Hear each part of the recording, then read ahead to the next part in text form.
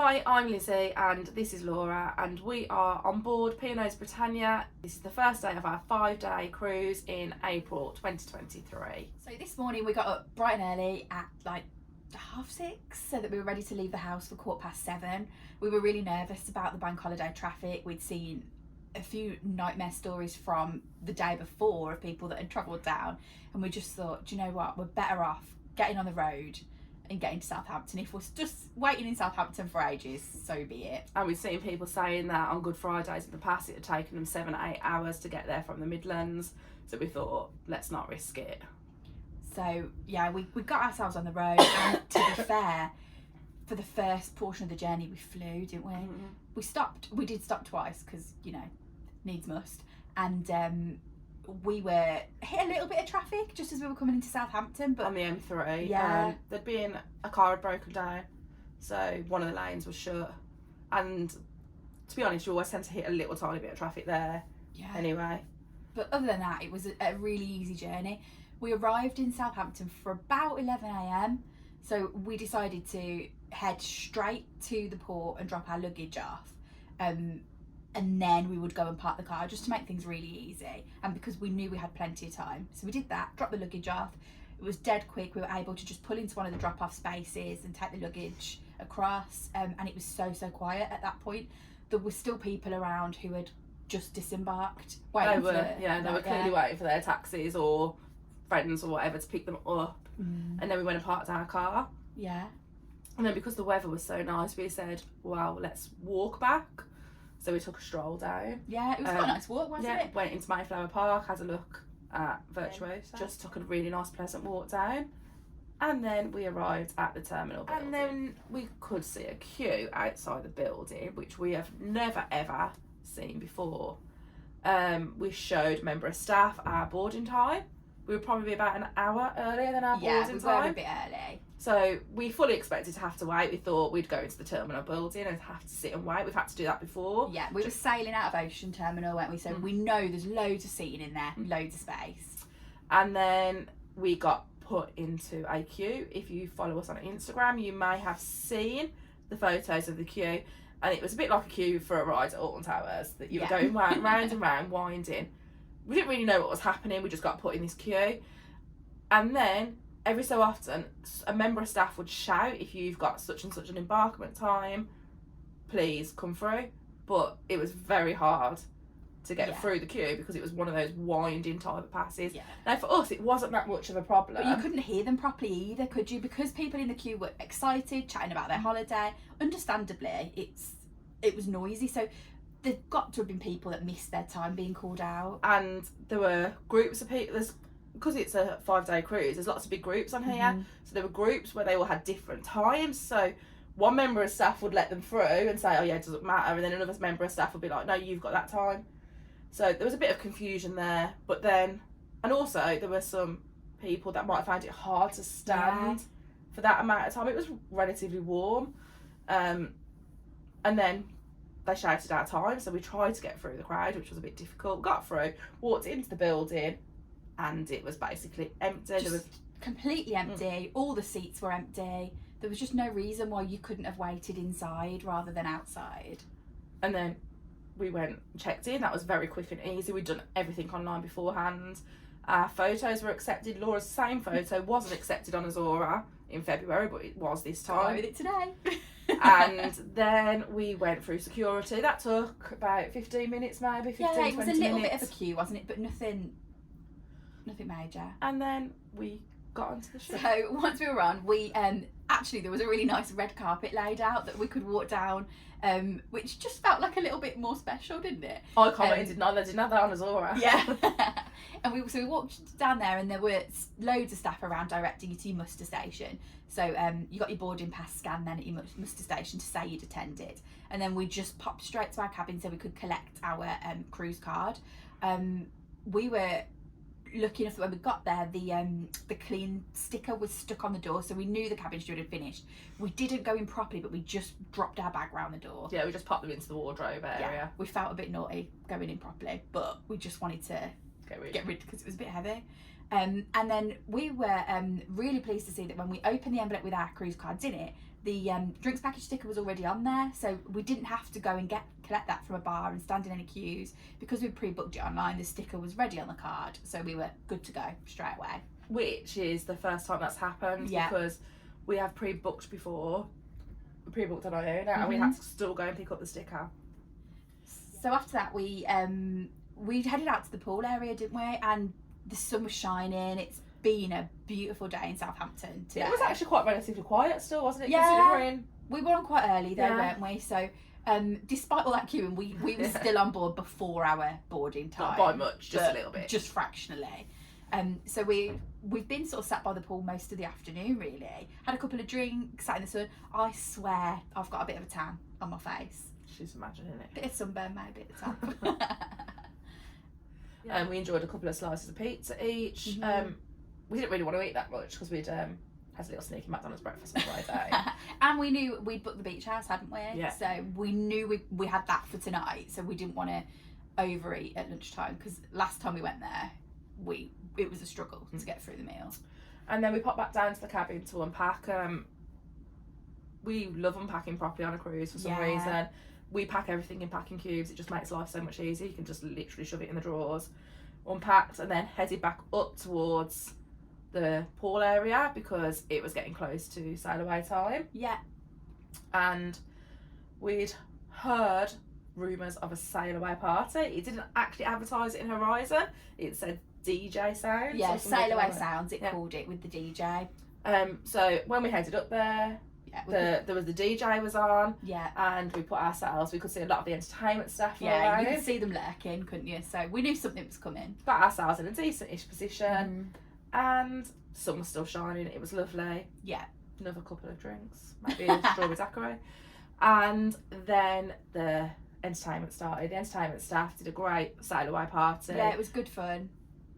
Type of thing that you've missed during COVID, yeah, and I know it's the type of thing that Iona and Arvia misses. Because it is good fun. Lots of people got involved and joined in. Yeah. We had them on Azura. We had one on Azura, didn't we? So it was a bit like that. Good fun. Everybody was getting involved, and it was just a great way to start the holiday. Sorry if I keep looking away from the camera as well. I'm just distracted by the sun. Yeah, we're sitting facing the balcony, so we're enjoying the views as we're sailing away. And then after that, we realised we better hurry up and go back to the cabin because we'd got dinner in the beach house booked for 7:30. We decided to book it because we'd got freedom dining. Now, we booked a saver fare this time on the cruise, so it means you don't get a choice of dining, and we suspected we might get freedom. Yeah. And we did. We normally prefer getting late dining.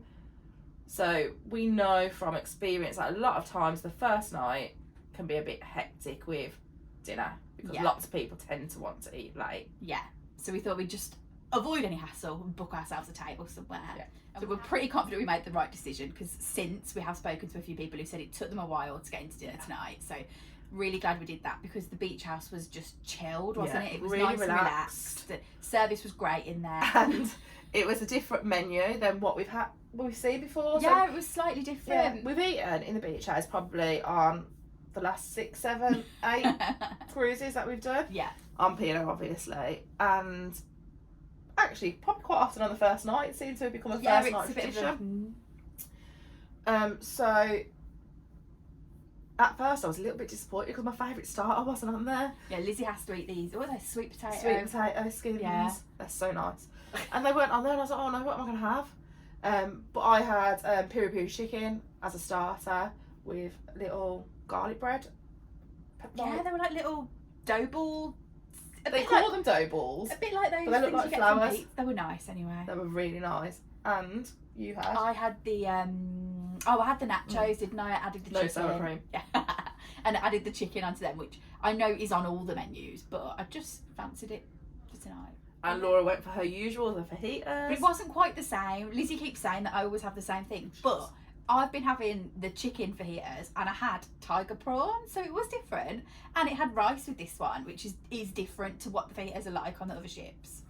I had a ribs dish. It was 2 different types of ribs, and there was an extra charge on top of it, but actually it was really, really worth it. So it was an extra £3.50, I think, on top of the £9.50 charge that you already have.